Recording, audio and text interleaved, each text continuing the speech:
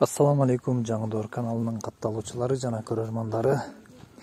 Эгерде сиз бул видеону көрүп жаткан болсоңуз, анда сиз эң эле туура багыттасыз. Анткени биздин каналдын негизги максаттарынын бири бул сандан сапатка өтүү.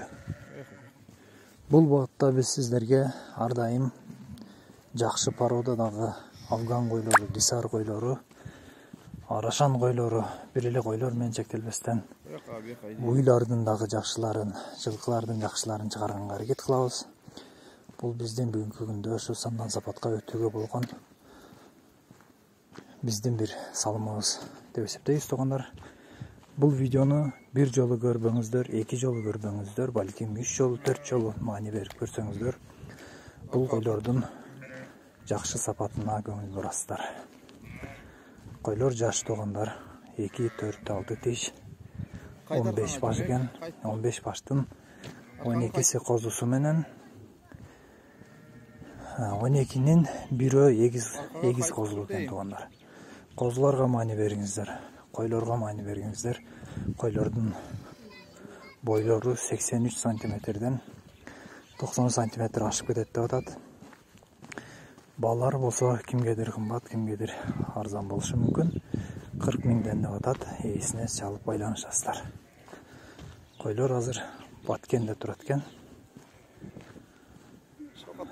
Экранга номерлерди калтырабыз.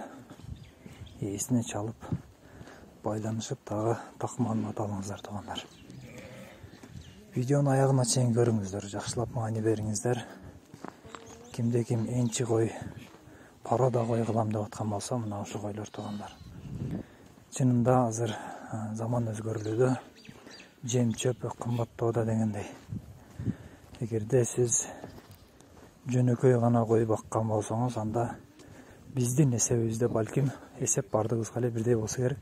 Биздин эсебибизде жөнөкөй койлордон пайда жок болду туугандар. Бир кой жазга чыккыча өзүнүн төлүн жеп чыга турган болуп калды.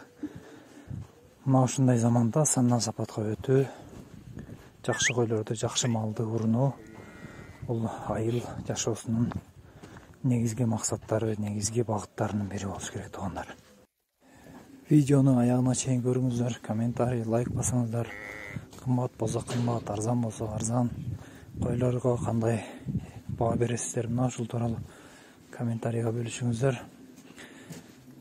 Башка ошо мал чарба багытында группалар болсо, мына ушул видеону бөлүшүп койсоңуздар да болот туугандар.